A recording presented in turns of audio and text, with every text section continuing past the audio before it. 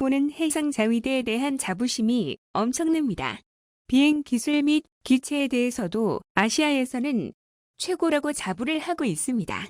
그리고 예전부터 P1 초계기를 개발하였다는 소식을 일본이 전하였었습니다. 이 기체는 일본의 가와사키 중공업에서 생산을 하였으며 오전 10시경부터 테스트 비행을 하고 있었습니다. 하지만 이를 제작하고 비행 중이던 B1 초계기가 9월 7일 오후 4시경 불시착하여 활주로를 벗어나는 사고가 발생하고야 말았습니다. 일본의 P1 초계기는 미국의 초계기인 P-8 포세이돈의 라이벌이라고 언론에서 떠들며 자신들이 말하고 개발을 하고 있습니다. 그렇게 언론 플레이를 하면서 영국과 캐나다 등에서도 관심을 가지고 있다고 이야기를 하며 당시의 국방부 장관이 영국 등에 방문하기도 하였습니다.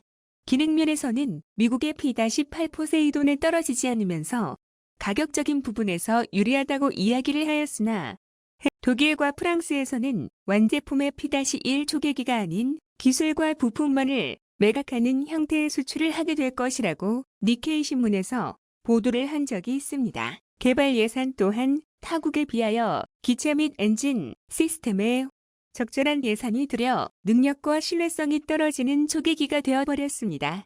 그리고 P1 초계기는 부품들을 조달 운영하는 비용이 P-8 포세이돈보다 비싸며 신뢰도 또한 낮았기 때문입니다. 자국의 기업이 개발 및 그렇게 자랑을 하던 P1 초계기가 착륙 시에 활주로를 벗어난 사고가 발생하여 일본은 국제적 망신이 되지 않을까 싶은데요. 기후현의 해상 자위대가 기후현 기지에서 P1 초계기를 착륙시키기 위하여 준비하던 도중 갑자기 P1 초계기가 균형을 잃은 채 활주로가 아닌 곳으로 착륙을 하였습니다. P1 초계기의 역할은 적의 움직임 등을 살피는 군용 항공기입니다.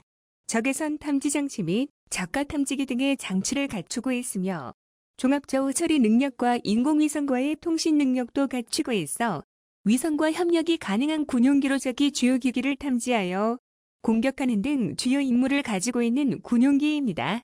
이에 대하여 해상자위대에서는 조사단을 꾸려 파견을 하였고 이들은 군용기가 앞쪽으로 쏠린 것을 두고 착륙 시 나와야 하는 앞바퀴 쪽에 문제가 있다는 것에 초점을 두고 현재 조사 중에 있습니다. 추후에 정확한 조사 결과가 나와야지만 원인 확인이 가능하겠지만 사진 및 영상을 본다면 바퀴가 나오는 부분은 열려있는 것으로 보이며 착륙 시점부터 활주로가 아닌 다른 지역으로 간 것으로 보여집니다. 기체의 문제인 것인지 해상자위대의 비행사의 실수인 것인지 아직 명확하게 파악하기는 힘들 것으로 보여집니다. 방위장비청 및 해상자위대에 의하면 B1 초계기는 기후현 기지와 인접한 가와사키 중공업 기후 공장에서 제조가 되었으며 회사에서 해상자위대에 납품되기 전에 7일 오전 10시 40분경부터 시험 비행을 하고 있었다고 발표하였습니다. 인도하기 전에 해상자위대 비행사가 이런 내용으로 정부에서 사전에 발표를 한다는 것은 또 정부에서 꼬리 자르기를 하려고 하는 것이 아닌가 싶습니다. 당시 B1 초계기에는 해상자위대 조종사 등 10명이 타고 있었지만 큰 부상은 없지만 우선 병원으로 옮겨져 검사 중이라고 합니다. 그리고 기사들 중에서 눈에 띄는 것은 해당 군용기는 사고 당일인 오후에 항공자위대의 납품을 위한 군용기였으며 사고 시에도 비행을 했던 사람은 항공자위대 소속인데도 불구하고 어떠한 문제로 인한 사고로 보여진다가 아닌 해당 업체에서 정비 중인 초계기라는 내용으로 기사를 내고 있습니다. 자위대의 사고는 이것뿐만이 아니었습니다. 올해 2월에는 잠수함이 민간 상선과 충돌하는 사건도 있었습니다.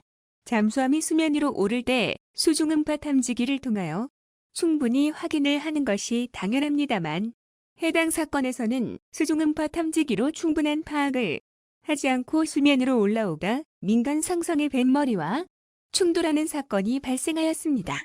이러한 사건이 종종 발생하는 일본은 기자클럽이라는 단체가 있는데 이 단체는 상당히 폐쇄적인 성향을 가지고 있는 단체이기 때문에 일본에서 개발이 되고 있는 무기 등에 대하여 결함이 발생하더라도 외부로는 노출이 잘 되지 않고 있습니다.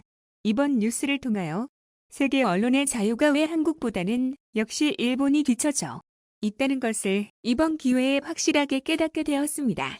처음 해당 뉴스를 야후에서 확인을 하고 아사히 신문, 3K 신문 등의 사이트를 확인을 하고 오늘은 시청자분들께 해당 뉴스를 전달드리고자 하였지만 메인에서 해당 기사들이 전부 사라져버렸습니다. 자위대 및 비원 등으로 검색을 하면 해당 기사 내용들을 확인하는 것이 가능하지만 순위권에 있던 뉴스들 또한 전부 메인에서는 보이지 않게 되었습니다.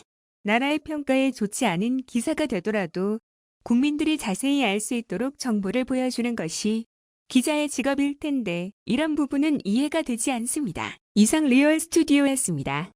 오늘도 시청해 주셔서 감사합니다.